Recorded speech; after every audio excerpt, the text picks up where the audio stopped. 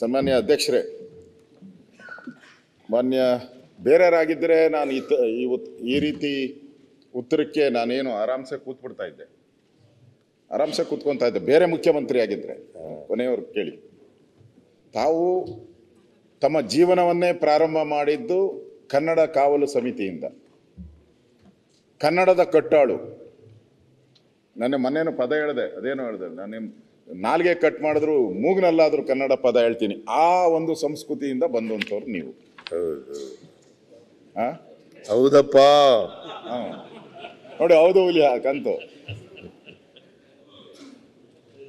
ನನಗೆ ಅರ್ಥ ಆಗದೆ ಇರೋದು, ಸನ್ಮಾನ್ಯ ಮುಖ್ಯಮಂತ್ರಿಗಳೇ, KPSC ಅವರು ಮೊದಲು ಕನ್ನಡ ಟ್ರಾನ್ಸ್ಲೇಷನ್ ಆಯಿತು. ಆ ಟ್ರಾನ್ಸ್ಲೇಷನ್ ಒಂದು ಸಮಿತಿನ ನೇಮಕ ಮಾಡಿದ್ರು. ಅದರಲ್ಲಿ 6 ತಪ್ಪಾಗಿದೆ, 6 ತಪ್ಪಿಗೋಸ್ಕರ ನಾವು ಎಕ್ಸಾಮ್ ಮಾಡಿದ್ರಿ ಅಂತ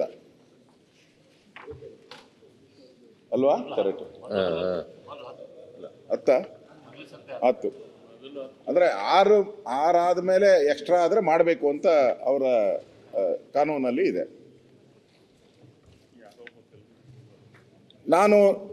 ತಾವು ಕನ್ನಡ ಕಾವಲು ಸಮಿತಿ ಅಲ್ಲ, ನಿಮಗೆ ಏನು ದಾಖಲೆ ಇಲ್ದಿದ್ದು ನಾನೇನು ಮಾತಾಡಲ್ಲ.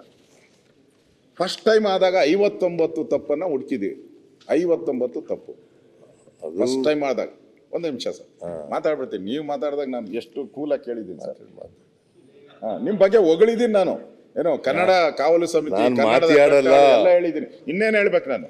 ಏನು ಮಾತಾಡಲ್ಲ. ಮತ್ತೆ ಸರಿ, ಅವರು 59 ತಪ್ಪಾದಾಗ ಅವರು ಯಾರು ಲೋಕಸೇವಾ ಆಯೋಗದವರು 10 ತಪ್ಪಾಗಿದೆ ಅಂತ ಹೇಳಿದ್ರು. ನಾನು ನಿಮಗೆ ದಾಖಲೆ ಕೊಡ್ತೀನಿ. ತಜ್ಞರ ಸಮಿತಿ ತಜ್ಞರು ಅದೇ ನಿಮಗಿಂತ ಹೇಳಿರೋದಲ್ಲ ಸರ್. ಅವ್ರ ತಜ್ಞರ ಸರ್, ಅವರು ರೋಗಗ್ರಸ್ತರು. ಅವರು ರೋಗಗ್ರಸ್ತರು ಅಲ್ಲಲ್ಲ, ತಜ್ಞರಾಗಿದ್ರೆ ಸರ್ ಕ್ವಶನ್ ಪೇಪರ್ ಪ್ರಿಂಟ್ ಮಾಡಕ್ ಮುಂಚೆ ಜ್ಞಾನ ಇದ್ರೆ ನೋಡ್ಬೇಕಾಗಿತ್ತಲ್ಲ. ಅವರು ಜ್ಞಾನ ಇದ್ರೆ ನೋಡ್ಬೇಕಾಯ್ತಲ್ಲ. ಅವ್ರಿಗೆ 2.5 ಲಕ್ಷ ಸಂಬಳ ಅಂತ ಕೊಡ್ತಾ ಇದೀರಿ. ಕಾರ್ ಯಾಕೆ ಕೊಡ್ತಾ ಇದೀರಿ ಅವ್ರಿಗೆ? ಎಕ್ಸ್ಪರ್ಟ್ ಅಂತ ಯಾಕೆಲ್ಲ ಸೆಲೆಕ್ಷನ್ ಮಾಡಿದ್ರಿ? ವೈ? ನಾನ್ ಮಾಡಿಲ್ಲಪ್ಪ. ಸರ್ ನಿಮ್ಗೆ ಹೇಳ್ತಾ ಇಲ್ಲ ನಾನು.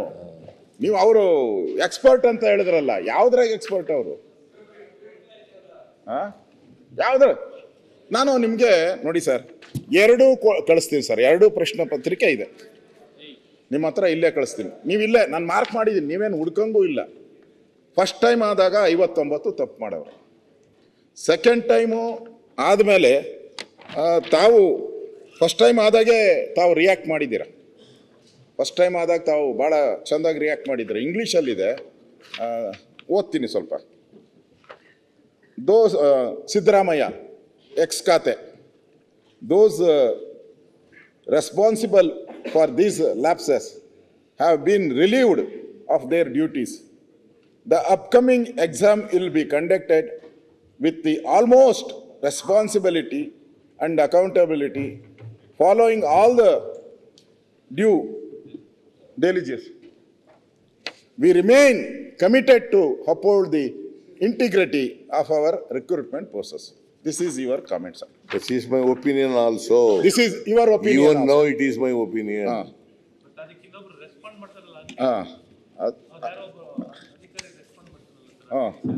ಗಂಗಾವರ್ IAS ಅವರು ನೀವಾದ್ಮೇಲೆ ರೆಸ್ಪಾಂಡ್ ಮಾಡ್ತಾರೆ. ಯಾರು? ಗಂಗಾವರ್ IAS.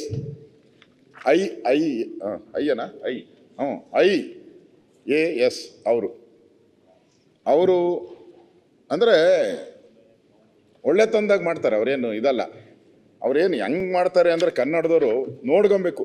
ಅವರ ವರ್ಡ್ ನೋಡ್ಬಿಟ್ರೆ ಕನ್ನಡದವರು ಏನು ಮಾಡಬೇಕು ಅಂತ ಗೊತ್ತಿಲ್ಲ. ಅಸೆಂಬ್ಲಿದು ಹೇಳಿದ್ದೀನಿ.